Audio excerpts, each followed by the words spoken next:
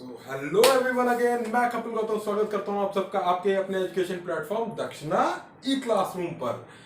मैं आज आपके साथ आपके लेक्चर 15 का होमवर्क यहाँ पर डिस्कस करने वाला हूं। सबसे पहले तो आप उसको अच्छे से ट्राई कर लीजिएगा, उसके बाद यहाँ पर आइएगा, हम इसको सीक्वेंस वाइज लेके जाएंगे। तो आपको जहां पर भी प्रॉब्लम आई है आप सीधे सीधे सीक्वेंसली वीडियो के साथ बढ़ते जाइए, उसको अपना फटाफट से देख के अपने नेक्स्ट होमवर्क की तरफ मूव कर जाइएगा। ज्यादा पूरा देखने की आपको जरूरत नहीं है, ठीक है। तो जहां पर आपको लगे कि हाँ भाई ये हमारा वीक है, तो वो चीज आप यहां पर आके देख लीजिएगा। तो बिना कोई आपका टाइम वेस्ट करते हुए चलिए शुरू करते हैं। सबसे पहले भाई आप आ जाइए। भाई आपका क्या था, सबसे पहला था शायद से एग्जाम्पल नंबर 39 से हमें शुरू करना है, ठीक है। सॉल्व एग्जाम्पल में से एग्जाम्पल नंबर 39। एग्जाम्पल नंबर 39 क्या, find the behaviour of the concave lens placed in the rare medium. भाई कॉन्केव लेंस का आपका कैसा रहेगा, ये हमारा हो गया कॉन्केव लेंस, ठीक है। तो कॉन्केव लेंस का क्या होता है भाई, डाइवर्जिंग बिहेवियर होता है, ठीक है। और उसका जो फोकस होता है भाई वो आपका कहां आता है, नेगेटिव डायरेक्शन पे आता है। दोनों चीजें, एक तो डाइवर्जिंग एक्ट करेगा और फोकस इधर आएगा। अगर यहाँ पर क्या है, आसपास आपके रेयर मीडियम है, ये सिर्फ तब वैलिड होगी, ठीक है। नहीं तो क्या हो जाएगा आपका, क्या है कि अगर यहाँ पर इससे डेंसर मीडियम हो जाए तो आपका उल्टा हो जाता है, मतलब ये कन्वर्जिंग लेंस की तरह एक्ट करने लगता है। उसी चीज के यहाँ पर ये चीज थोड़ी सी पूछी गई थी। तो चलिए आपका क्या है भाई, ये आपका था एग्जाम्पल नंबर 39 था। बेसिकली थियोरेटिकल था कि हाँ भाई कुछ लेक्चर अटेंड करा है कि नहीं करा है। अगर ये वाली चीज पे अगर आपको नहीं आ रही है तो इसका मतलब मुझे लग रहा है कि अभी आपने लेक्चर अटेंड नहीं करा है। सबसे पहले लेक्चर अटेंड कर लीजिएगा, हो सकता है कि आपने गलत होमवर्क वाला वीडियो खोल दिया। तो हम चलिए आगे बढ़ते हैं। ये तो थियोरेटिकल क्वेश्चन था। अब आ जाइए आप लोग एग्जाम्पल 40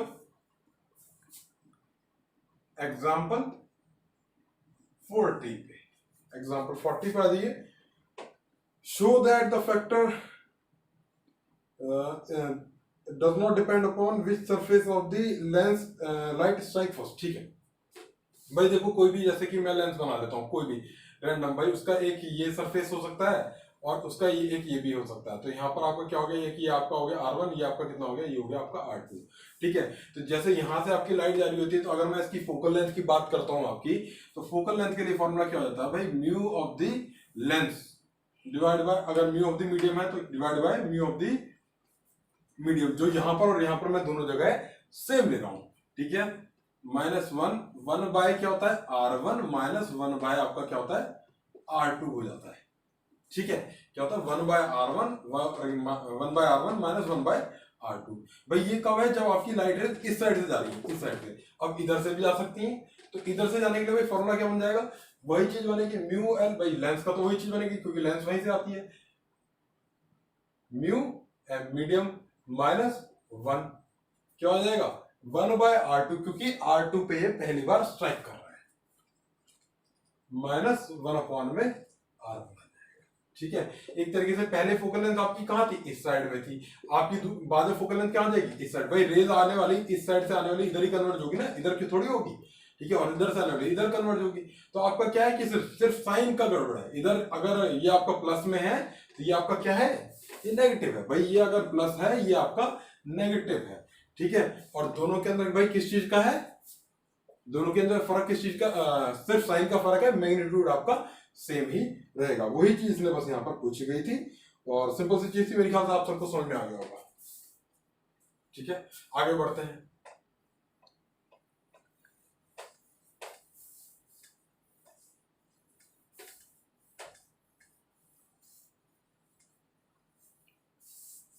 अब आ जाइए भाई आप लोग एग्जाम्पल नंबर 41 पे। एग्जाम्पल 41 पे आ जाइए, ठीक है। क्या तरीका, find the focal length of the lens shown in the figure. भाई फोकल लेंथ निकालनी है हमें फटाफट से। सिंपल फॉर्मूला होता है इसके लिए। यहाँ पर म्यू इक्वल टू कितना दे रखा है, 1 दे दिया है। म्यू इक्वल टू कितना दे दिया है भाई, ग्लास का 3/2 होता है, ठीक है। और ROC कितना दे दिया, दोनों बाई फोकल है भाई ये। दोनों साइड में आपका जो है रेडियस ऑफ कर्वेचर कितना है, वो है 10 है आपका, ठीक है। दोनों साइड यहाँ पर आपका μ1, यहाँ पर भी आपका μ1 ही दे रखा है। तो फटाफट से फॉर्मूला लगाएंगे भाई, mu of the lens divide by μm -1 by R1 -1 by R2, ठीक है। इसका डायरेक्टली क्या हो जाएगा 3/2 डिवाइड बाय 1, तो 1 हो जाएगा 3/2 हो जाएगा माइनस 1 इंटू 1/r1 की वैल्यू कितनी है, r1 है आपका 10, प्लस का है भाई, पहला वाला सरफेस क्या है प्लस का है इसका r, ठीक है, माइनस दूसरे के लिए क्या है भाई 10 ही है पर माइनस का है, ठीक है, तो ये कितना हो जाएगा 1/2 इंटू कितना हो जाएगा 1/20 हो जाएगा, तो कितना हो जाएगा भाई आपका 1/40 हो जाएगा, ठीक है। आगे बढ़ते हैं भाई,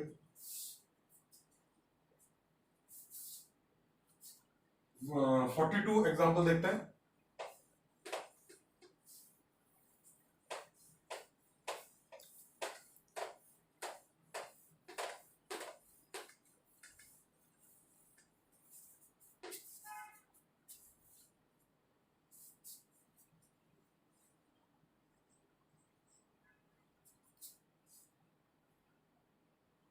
फाइंड द फोकल लेंथ, भाई फोकल लेंथ पूछी है, ये आपका इस बार क्या दे दिया आपका दे दिया भाई कॉनकेव लेंस दे दिया है, ठीक है।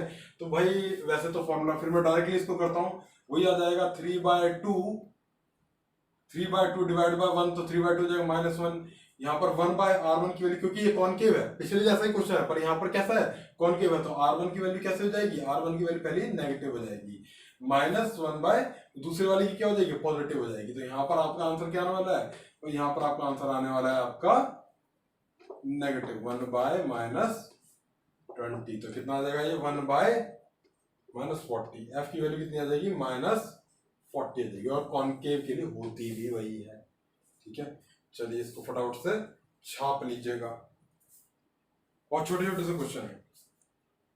43 क्या है, find the focal length of the lens shown in the figure, ठीक है, क्या क्या दे रखा है, इस साइड μ1 है, ठीक है, आगे बढ़ते हैं, इसको भी रब कर रहा हूं मैं 42 को,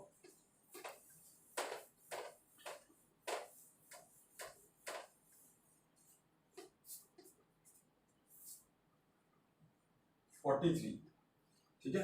तो 43 पे आपका क्या दे रखा है भाई, 43 पे आपका दे रखा है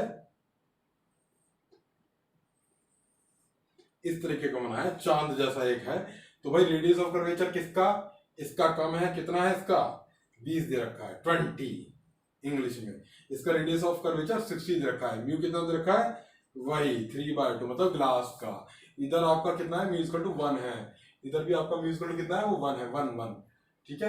आगे बढ़ते हैं, तो कितना हो जाएगा, इसके लिए क्या पूछा फोकल लेंथ पूछिए, find the focal length of the lens shown in the figure, ठीक है।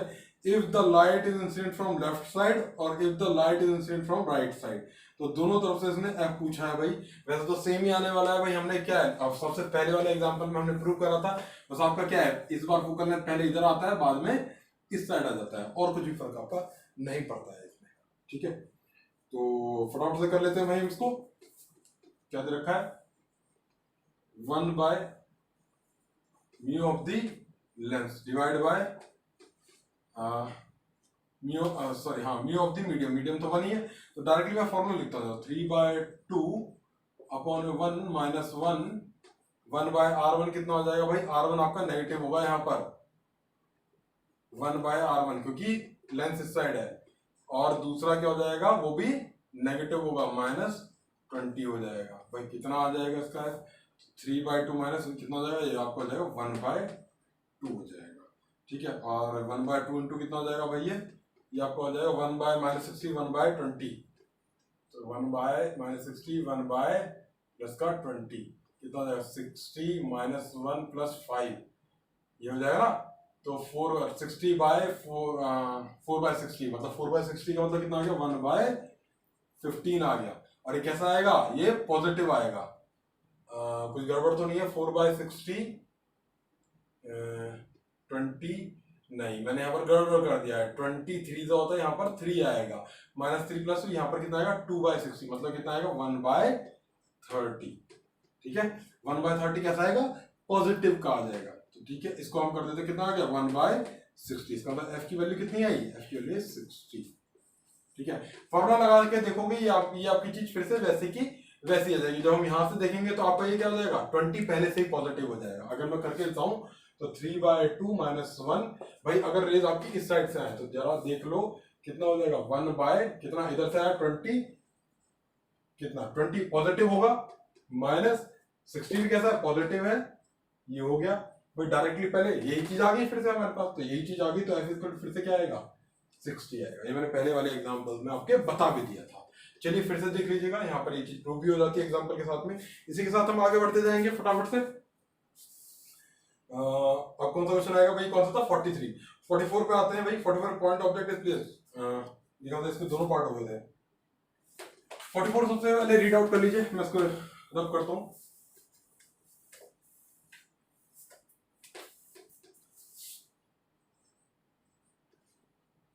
Point object is placed on the principal axis of a thin lens with parallel curved boundaries. Point object is placed at the principal axis of a thin lens, parallel curved boundaries having same radius of the curvature. Discuss about the position of the image form. भाई देखो parallel है ये दोनों, मतलब आपके क्या है ऐसा है, मतलब जितना इसका रेडियस है उतना ही इसका भी रेडियस है, दोनों आर आर है, ठीक है। और curve surface thin lens radius of curvature, ठीक है।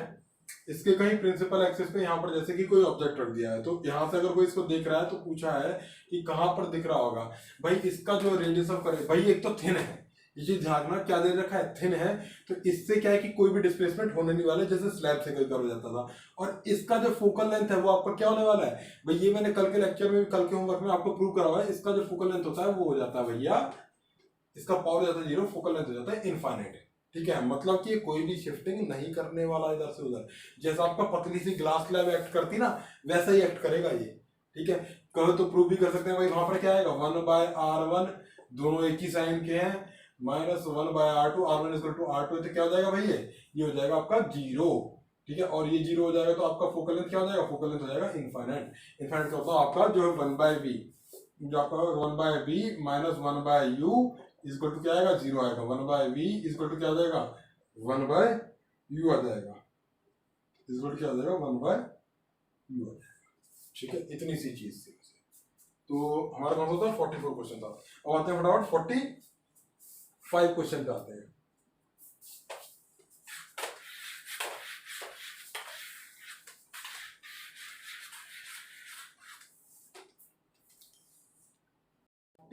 क्वेश्चन के अंदर भाई आपका 45 क्वेश्चन के अंदर क्या रखा है भाई, पहले आपका एक ये लेंस है जिसकी पहले आपकी फोकल लेंथ आपकी f1 कितनी थी 10 थी, बाद में आपका ये मीडियम इधर आपका चेंज कर दिया गया है, ये मीडियम आपका क्या करा गया बाद में आपका 2 कर दिया गया। पूछा गया कि बाद में इसका जो आपका फोकल लेंथ होगा वो कितना हो गया होगा भाई, पहले आपका हेयर में था तो f1 था, बाद में इसका आपका क्या हो गया होगा, जरा यहाँ पर ये चीज पूछने के लिए हमसे बोली गई है।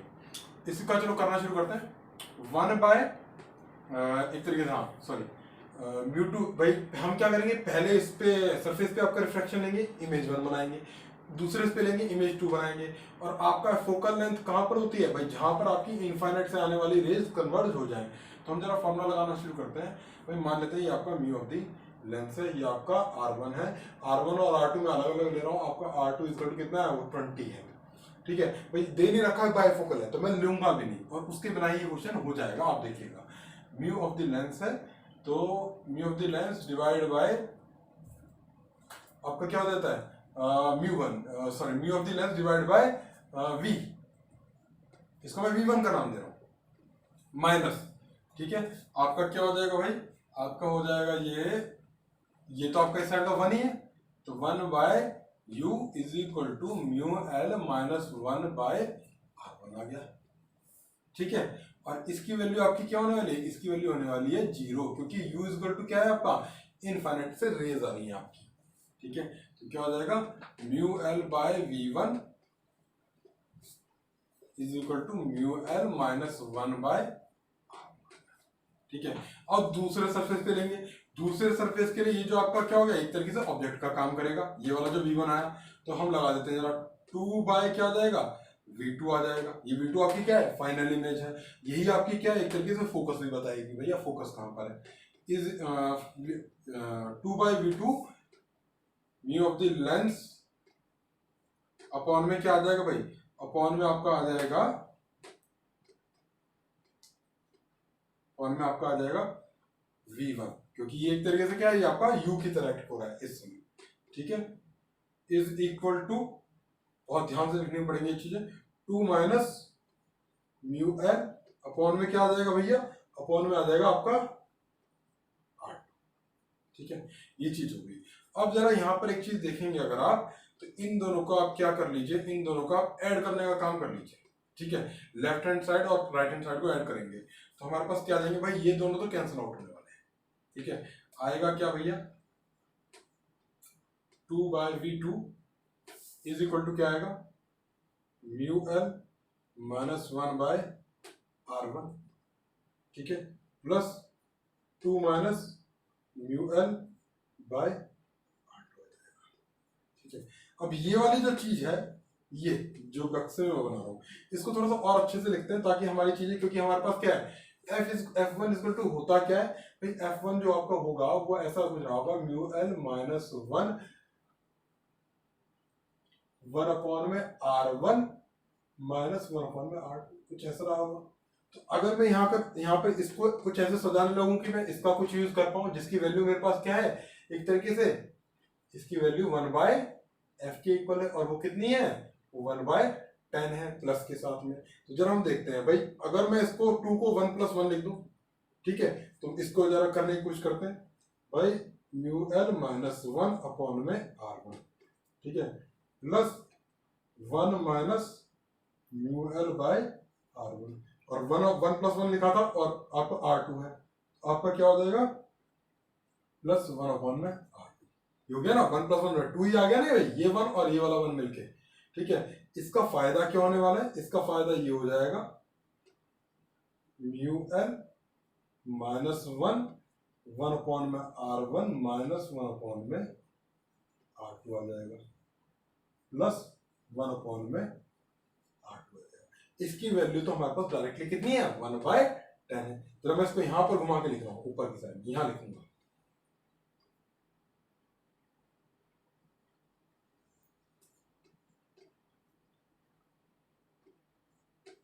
ठीक है, तो इसकी वैल्यू कितनी है भैया, इसकी वैल्यू आपकी आ रही है 1/10 आ रही है।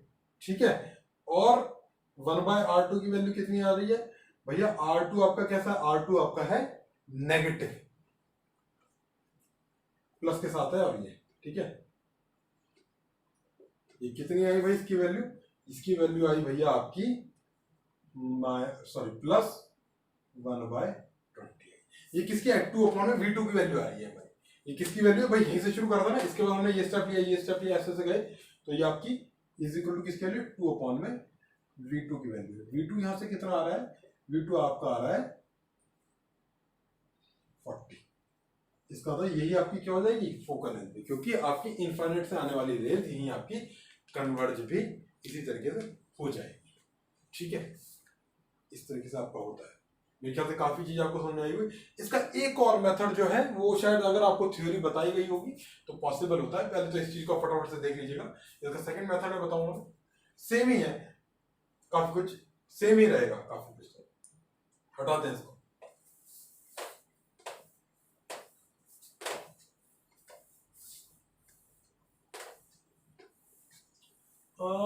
चलिए इसको रहने दीजिए, वो मतलब आपका फालतू में थोड़ा सा ज्यादा लगेगा क्योंकि नीट का है, तो इतना मुझे नहीं लग रहा। ये मैं थोड़ा आपको शायद से समझ में आ जाना चाहिए, उसको रहने देते हैं, बेकार में आपको कंफ्यूजन हो जाएगा। ठीक है, आगे बढ़ो।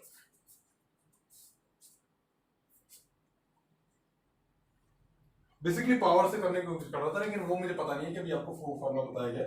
चलिए आगे बढ़ते हैं, होगा तो मैं आपको फिर से आपको इंट्रोड्यूस कर दूंगा उस चीज को नेक्स्ट के अंदर। आपका क्या है नेक्स्ट, उसमें 49 क्वेश्चन शायद से हमें करना है, 49 क्वेश्चन कर रहे हैं। 49 question.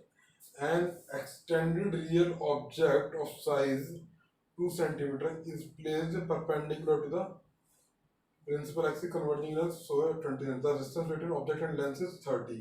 Find the lateral magnetism. अरे भाई वो तो सिंपल शायद लेंथ फॉर्मूले के ऊपर ये क्वेश्चन है।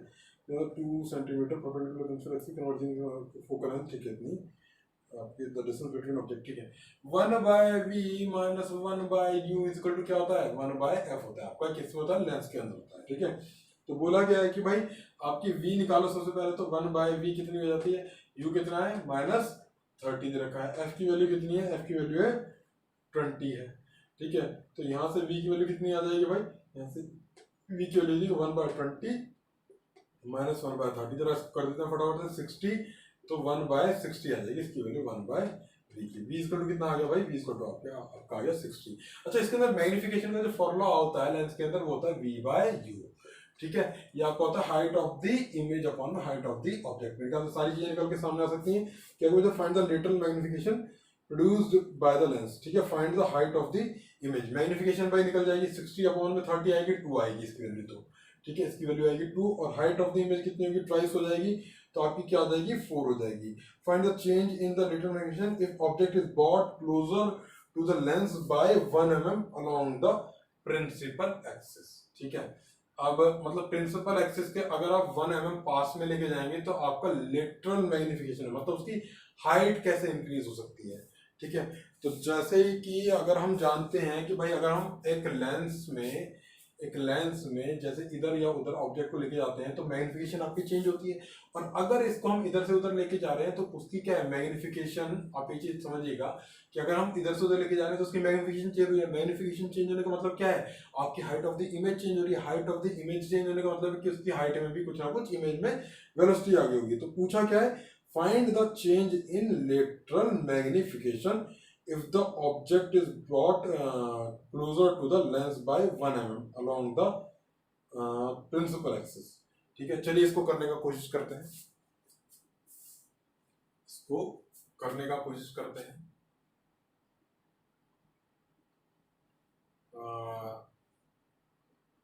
इसको रब कर रहा हूं मैं क्योंकि मुझे जरूरत पड़ेगी आपकी। देख लीजिए फटाफट से इसको।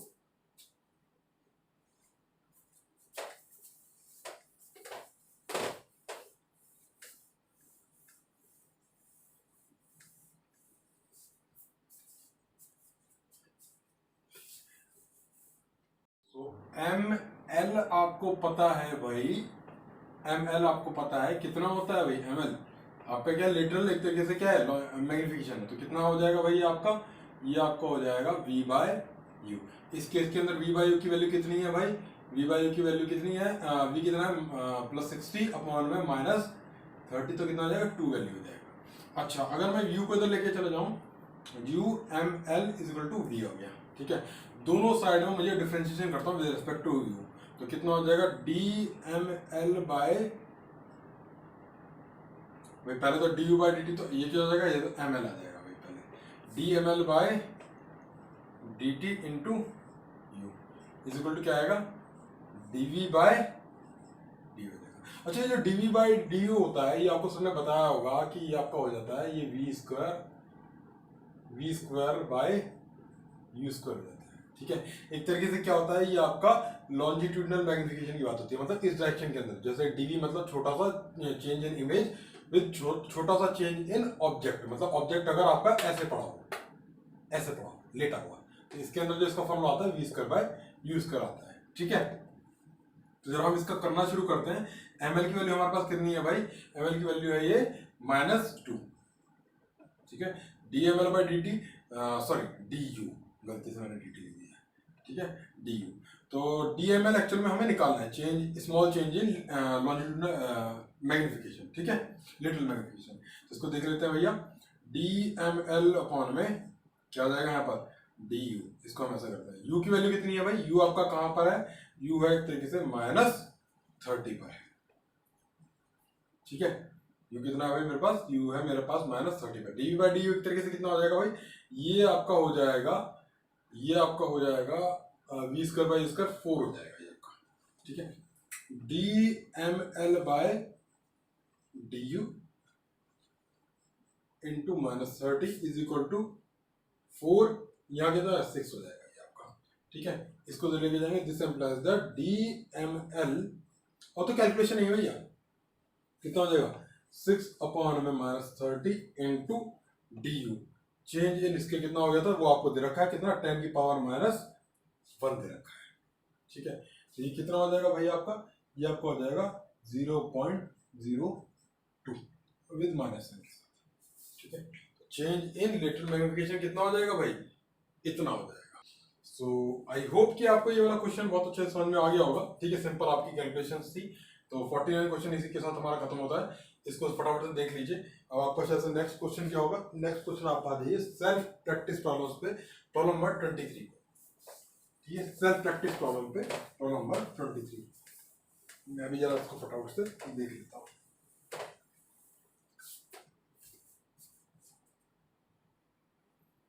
सेल्फ प्रॉब्लम नंबर 23 सेल्फ, हाँ आ जाएगा। Radius curvature of for a convex lens is 40 centimetre for each surface if the refractive index is 1.5 the focal length will be. भाई फोकल लेंथ पूछ रहा है, सिंपल सी बात है ये तो। 1.5 ये आपका कौन सा है, ये आपका 23 कर रहा हूँ। 1.5 माइनस 1 ये क्या है, mu of the lens minus 1, 1/r1 कितना आ गया 1/40 माइनस 1/r2 माइनस 40 तो कितना आ गया 2/40। ये कितना हो गया, ये आपका हो गया 1/2। ये कितना हो गया 1/40 प्लस 1/40 कितना हो गया भाई, ये आपका हो चुका है 1 एक तरीके से कितना 2 डिवाइडेड 1/40 आ जाएगा इसका।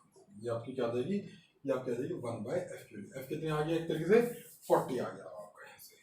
ठीक है, आगे बढ़ते हैं इसी के साथ। ये कितना आ जाएगा 24 हम करेंगे। 24 को फटाफट, सॉरी 24 देखता हूँ, 24 है आपका या कौन सा है, 26 है, सॉरी 26 करेंगे। तो 26 आपको होमवर्क में देखा है। If in a plano convex lens the radius of curvature of the convex surface is 10 centimetre, ठीक है, and focal length of the lens is 30 centimetre, then the refractive index of the material of the lens if the radius of curvature of the convex surface. ठीक है भाई, plano convex lens है आपका।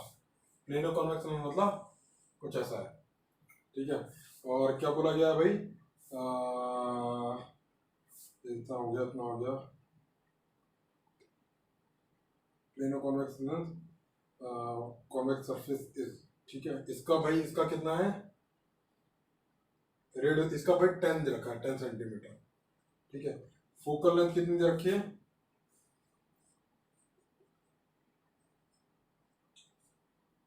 30 दे रखी है। Then the refractive index of the material of the lens will be, कितना हो जाएगा भाई ये आपका। करना शुरू करते हैं भाई।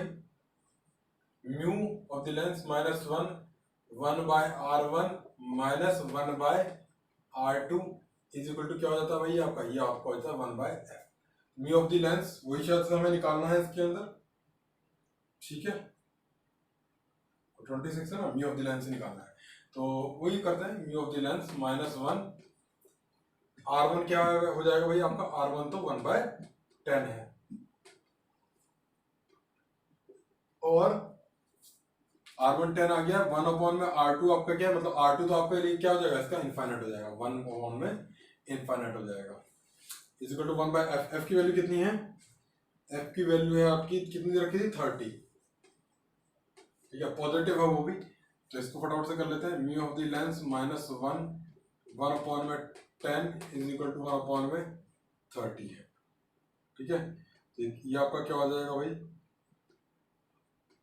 ये आपको आ जाएगा mu of the lens is equal to 1 plus 1/3। ये आपका कितना हो जाएगा 4/3 के इक्वल हो जाएगा। 4/3 भैया आपको आ जाता है 1.333 के बराबर हो जाता है। तो आपको आ गया ये वाटर है एक तरीके से। तो आगे बढ़ते हैं। अगला क्वेश्चन आपका कौन सा है भाई, क्वेश्चन नंबर 27 को हम डील करेंगे।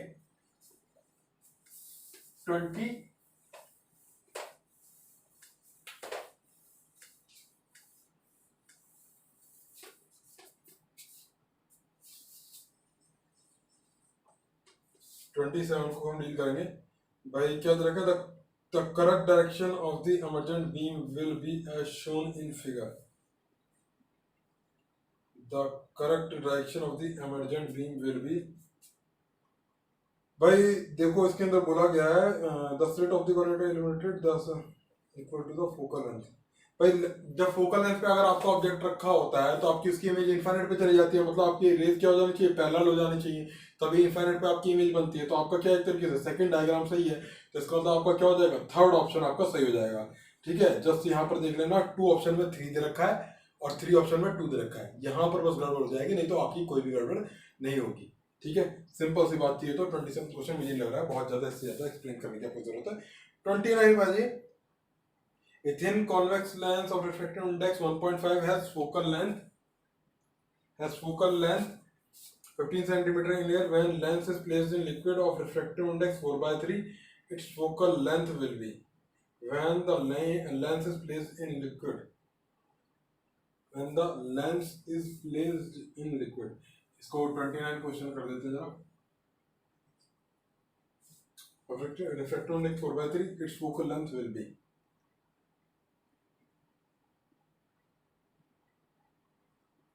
भाई देखो, ये आपका क्या था, म्यू ऑफ द लेंस, ठीक है, अपॉन में म्यू ऑफ द मीडियम होता है एक्चुअल फॉर्मूला, -1 अपॉन में R1 -1 अपॉन में R2, ठीक है।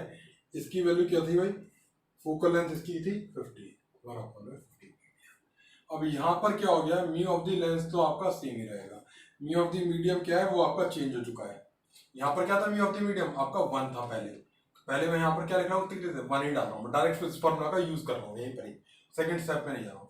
और म्यू ऑफ द मीडियम यहाँ पर कितना हो जाएगा भाई, यहाँ पर आ जाएगा आपका 4/3 -1, 1 अपॉन में R1 -1 अपॉन में R2 इज इक्वल टू क्या है, इट्स फोकल लेंथ। मतलब भाई हमें निकालना है 1 अपॉन में F2 निकालना है, ठीक है, एक तरीके से हमें निकालना है भैया 1 अपॉन में F2। तो करने का ट्राई करते हैं भाई, एक काम कर लेते हैं, इन दोनों क्वांटिटी को डिवाइड कर लेते हैं। डिवाइड करने के बाद हमारे पास आ जाएगा म्यू ऑफ द लेंस -1। भाई म्यू ऑफ द लेंस भी एक्चुअल में हमें दे ही रखा है, तो डायरेक्टली वैल्यूज डाल देते हैं, उसके बाद हम इसको डिवाइड करेंगे। तो डिवाइड ऐसा कर लेते हैं, तो म्यू ऑफ द लेंस कितना है 3/2, -1 कितना हो जाएगा 1/2। तो उसी चीज को मैं फिर से लिख रहा हूँ 1/2, 1 अपॉन में R1 -1 अपॉन में R2 इज इक्वल टू कितना है 1 अपॉन में 15 है। और म्यू ऑफ द लेंस फिर से 3/2, तो 3 3 जा 9, 9/8 -1/8 आ जाएगा ये आपका 1/8, 1/R1 -1/R2 is equal to 1 upon में। दोनों को क्या करो भैया, डिवाइड कर दो।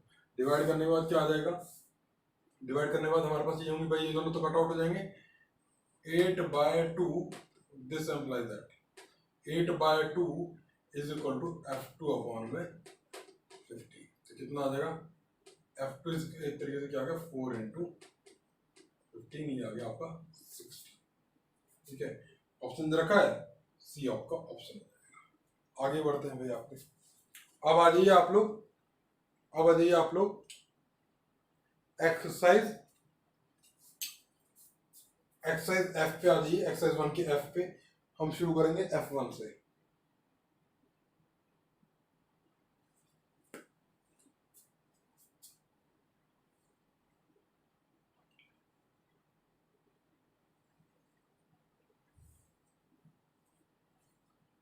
F1 से फटाफट शुरू करते हैं।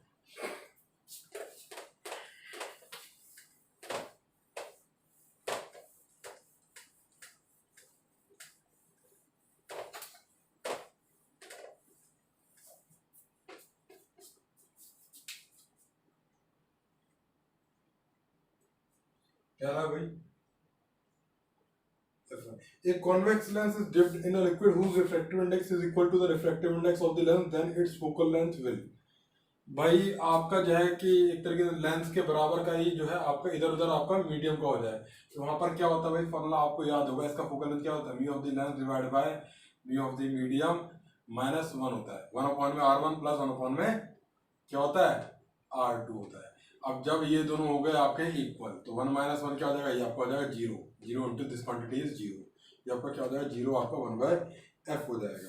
तो फोकल लेंथ आपकी एक तरीके से क्या होगी, फोकल लेंथ आ जाएगी आपकी इनफाइनाइट, ठीक है।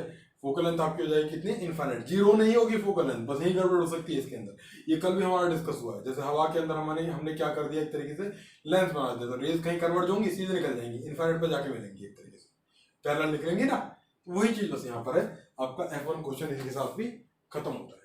आगे बढ़ते हैं।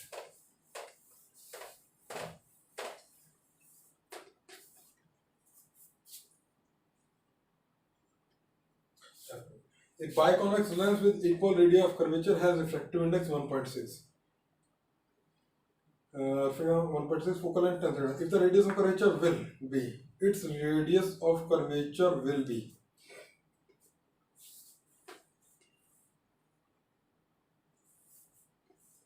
Its radius of curvature will be. Biconvex lens with equal radii of curvature has refractive index 1.6.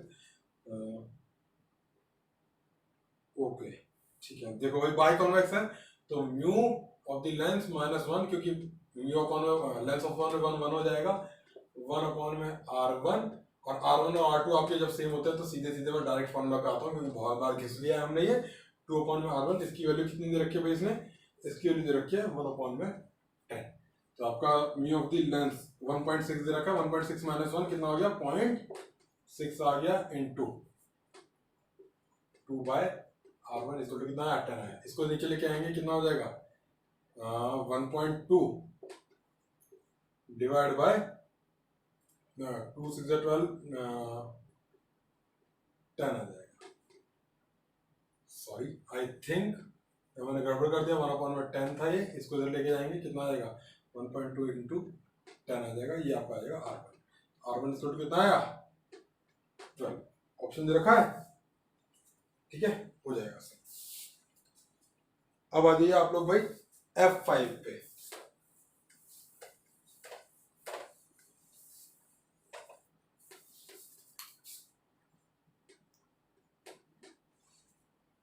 Inside water and air bubble behave. भाई वाटर के अंदर आपका क्या हो जाता है भाई, वाटर के अंदर आपका जैसे एयर बबल है ठीक है, ये आपका वाटर के अंदर हो जाए तो ये कैसा हो गया एक तरीके से, ये आपका डेंसर हो गया, बाहर ये हो गया रेयर। वाटर का बबल एक तरीके से क्या है, ये आपका है आपका कॉन्वेक्स लेंस की तरह ट्रीट होता, लेकिन अंदर रेयर होने और बाहर डेंसर होने की वजह से कैसा हो जाएगा कॉनकेव के जैसा बिहेव करेगा। तो ठीक है, ये कैसा हो जाएगा डाइवर्जिंग टाइप का हो जाएगा। तो कैसा है ऑलवेज लाइक कॉन्वेक्स लेंस, ठीक है नहीं, always like sometimes concave sometimes like convex lens, always like a concave lens, ठीक है, always like a concave lens. I think answer भी मैच कर रहा होगा। आगे बढ़ते हैं F6 पे आ जाइए आप लोग।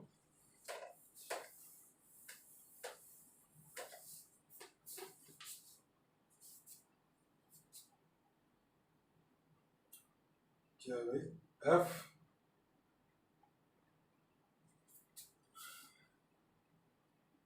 F6 पे आ जाइए भाई आप लोग। A lens behave as a converging lens in air, diverging lens in water. The refractive index of the material is। भाई कन्वर्जिंग आपका बिहेव करता है एयर के अंदर, जैसे कि ये बना दिया मैंने, और डाइवर्जिंग आपका बिहेव करता है वाटर के अंदर, मतलब वाटर एक तरीके से इससे डेंसर हो गया होगा, तो इसका मतलब इसका जो रिफ्रैक्टिव इंडेक्स है वो वाटर और एयर के बीच में रहा होगा, बिटवीन यूनिटी एंड वाटर। ठीक है, सिंपल सी बात थी ये, तो आपको आ जाना चाहिए था। F6 आपका यहाँ पर इस तरीके से खत्म होता है। अब आइए आप लोग फटाफट से F11 पे।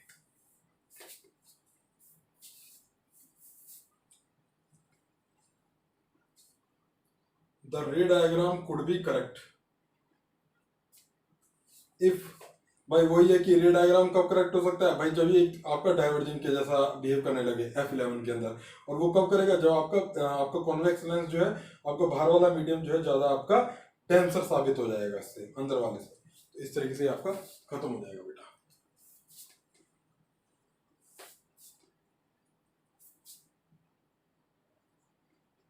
F12 पे आते हैं। A glass lens is placed in a medium in which it is found to behave like a glass। Sorry, a glass just F12 भी है ना, हाँ F12 भी करना है। A glass lens is placed in the medium in which it is found like a glass plate. Refractive index of the material will be। भाई glass plate के जैसा एक्ट कर रहा है, ठीक है, आपका कोई एक लेंस, तो इसका मतलब आपका क्या, बाहर वाला मीडियम भी आपका सेम ग्लास के मीडियम जैसा ही है। तो जैसे वो ये हवा के अंदर एक लेंस बना दो तो कैसा है, प्लेट के जैसा एक्ट कर रहा है, तो उसी के जैसा भैया आपका क्या equal to refractive index of the glass. आपका नेक्स्ट क्वेश्चन क्या है भैया आपका F21।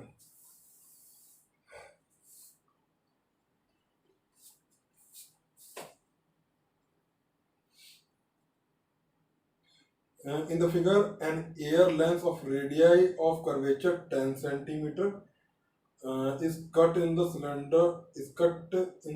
cylinder of glass. The focal length and the nature of the lens is। अच्छा भाई, एयर का अंदर ये आपका क्या है, एक तरीके से कॉन्वेक्स लेंस जैसा बना है शेप में तो, ठीक है, लेकिन बाहर वाला डेंसर है, अंदर वाला रेयर है, तो एक तरीके से क्या है आपका कॉनकेव के जैसा बिहेव करेगा। ठीक है, कैसा बिहेव करेगा ये आपका कॉनकेव के जैसा बिहेव करेगा। और हाँ, तो चलो इसका जरा वो भी निकाल लेते हैं, अगर ये कॉनकेव जैसा, तो इसका हमें क्या है वो भी निकालना पड़ेगा ना, focal length. Focal length in the nature of the nature तो आपका कॉनकेव है, और फोकल लेंथ इसका जीरो तो नहीं होने वाला है। इसका फर्स्ट ही ऑप्शन हो सकता है, ऐसे करके दिखा देता हूँ मैं आपको। ठीक है भाई, आपका म्यू कितना है भाई, second mu of the lens 1 है, और म्यू ऑफ द बाहर वाले मीडियम का कितना है, sorry, mu of the lens कितना है 1 है, और म्यू ऑफ द बाहर वाले मीडियम का कितना है भाई, वो आपका 1.5 -1 हो जाएगा। ठीक है, इंटू 1/R1 कितना हो जाएगा, R1 आपको पहला पॉजिटिव आएगा, 1/R2 ये आपको हो जाएगा। ये कितना हो जाएगा भाई, 1.5 कितना हो जाएगा भाई, ये हो जाएगा 2/3 -1 इज इक्वल टू कितना है, 2/10 आ जाएगा। ठीक है, ये कितना आ जाएगा भाई आपका, ये आ जाएगा 1/3 माइनस साइन के साथ,